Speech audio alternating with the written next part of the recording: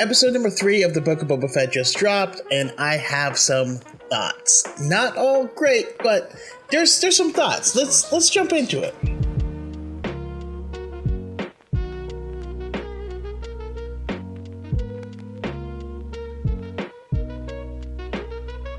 This episode starts with the opening scene of the Bomar monk.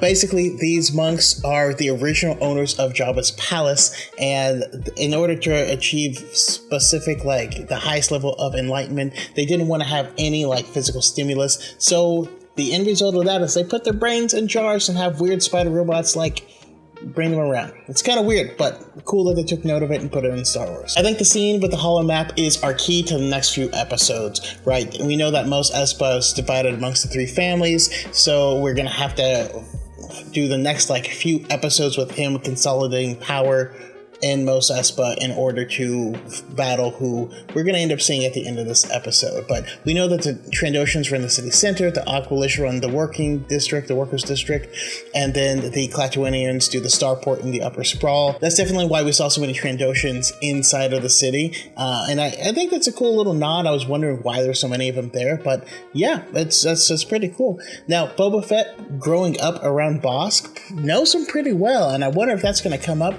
or if maybe that means we might even see Bossk. He might bring Bossk in order to help with install him in that family. Who knows? We'll see. This is the part that kind of takes me out of it. We meet the gang of street kids or whatnot. Now their speeders are very 50s reminiscent, and I believe that's a nod to American Graffiti, George Lucas's first movie, but it feels weird. I don't like it. I don't like it because we've already seen what a biker gang looks like, and it's not a bunch of hipsters. I don't know. I kept waiting for some West Side Stories type stuff, I don't know. We keep flashing back to the specific scene on Kamino, and I think it's really just showing us that Boba as a child felt like he was left behind by his father, and he was always left alone despite being the most populous person in the galaxy at the time. We even get to see this in the Clone Wars. No! But he's always the last one surviving, and he's always alone. She left me. Small little shout outs to The Mandalorian. We saw this display of Stormtrooper helmets in The Mandalorian, as well as we see Ripley walking in the background here. The Pike said that they're unwilling to pay protection to more than one party, and this is so simple, and I can't believe I didn't catch it right away. I mean, I even mentioned bits of it in my previous videos, but we know that Jabba used to have a water tax on everyone, and Jabba was dead, and so these people moved in. They had a water tax. That's why we saw them beating up people in the first episode. Second episode, Boba walks up and just rocks them bad. But we know now that their gang thought that they were some form of protection over the Dune Sea of Tatooine. Now, we know that the Tuskens were a lot more adept at that, and Boba Fett's way more badass, but any of his actions are definitely going to have reprisals, and so we get to see that firsthand in the next scene. I don't care who you are. This scene, if you didn't feel anything, then I don't know what to tell you. I feel bad for you, because this hit, especially after the last episode. But it's something that I predicted happening because obviously he didn't grow old with the Tuskens and live happily ever after. This is a flashback. Obviously he sometime in the future ends up at Jabba's palace. We had to know why. What prompted that? What made that happen? Holy crap. What a way to wake up. That's not what you want to see first thing in the morning. You don't want to wake up and get rocked. Yeah, and when the kids come in, I'm sure he was thinking this. Man, I'm glad I called that guy. It's just a crazy thought that none of these people posed any physical threat, really. Everyone got a lot of really good hits in, and it did almost nothing. Man, Black Chrysanthemum is a freaking badass. If you're wondering why Bib Fortuna started to look like he did when Boba Fett came in and murked him, yeah, this is why. I absolutely love the scene where Black Chrysanthemum is let go. He's a bounty hunter. He was hunting a bounty and he failed on that bounty, but also the people that hired him like completely disowned him.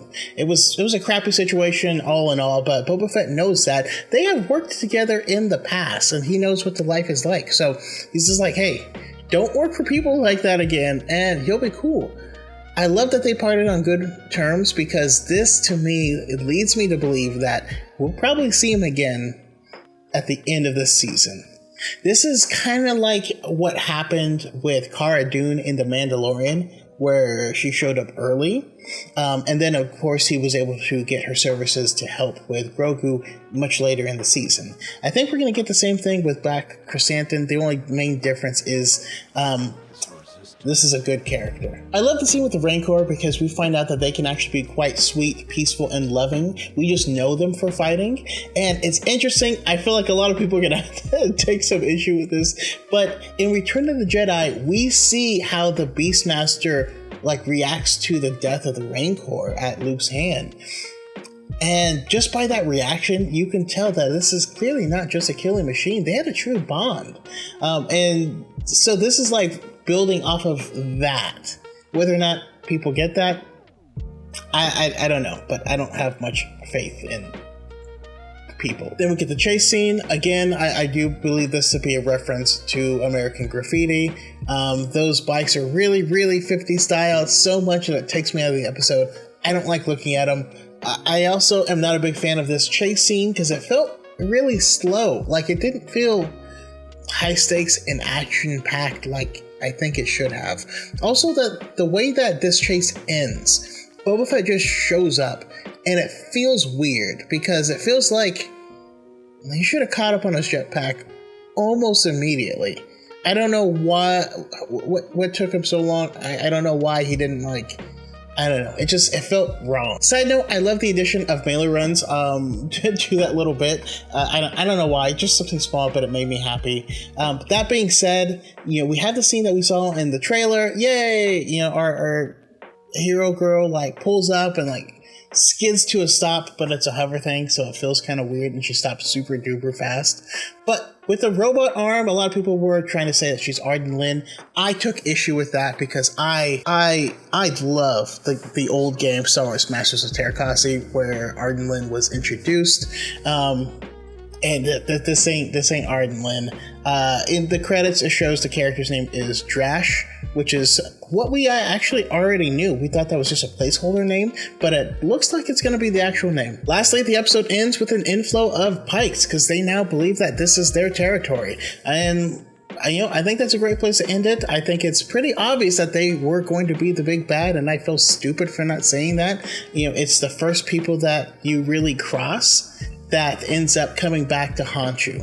And I think that's going to be part of the message, and that's why he has to go through step after step after step of trying to work things through so that he's not building more enemies and having them at his back hit this entire time. Overall, this episode for me, I think it had the highest highs, mostly with the Black Chrysanthemum fight and right after the emotional punch of him losing the Tuscans. But I feel like this is I don't know. I felt like episode 1 of the show was just lowballing it. It wasn't anything fancy, it wasn't anything great, but it was solid. The second episode was really good with its depth. This one felt like it had the highs of the second episode, but also the lows of the first episode. So yeah, I have mixed feelings. I don't know. I'm probably going 7 out of 10. Something like that, which still isn't bad, and I have a lot of hopes for the future. Personally, I think the next few episodes are just going to be fetch quests. I think he's going to go into the different districts. We're going to see what is different about each of these districts, and he's going to have to do one episode to win over the Aqualish, one to win over the Klatooinians, and one to win over the Trandoshans. He's going to have an easy time with the Trandoshans because he grew up around Bosk. I already said this. Hopefully, Bosk gets brought in. A lot of people have been speculating that Crimson Dawn is in on this. We actually don't even know if Kira's alive at this point, but to be honest, and there are a little bit of spoilers in this, but the whole purpose behind Crimson Dawn specifically is to fight the Sith. Like, she understands, especially after being, under the thumb of Darth Maul, that the Sith are the true threat to the galaxy, and Crimson Dawn is an organization that's meant to fight against that specifically. I'm not feeling that it's Kira, to be quite honest, but we will absolutely have to wait and see. But yeah, let me know what you guys thought of the episode. If you guys loved it, hated it, it was mediocre, if you felt like I did, and there was weird stuff that took you out of it, and the multicolored bikes felt out of place. Anyways, like, share, subscribe. I'm going to be doing this for all the episodes. Thank you for joining me, and may the Force be with you.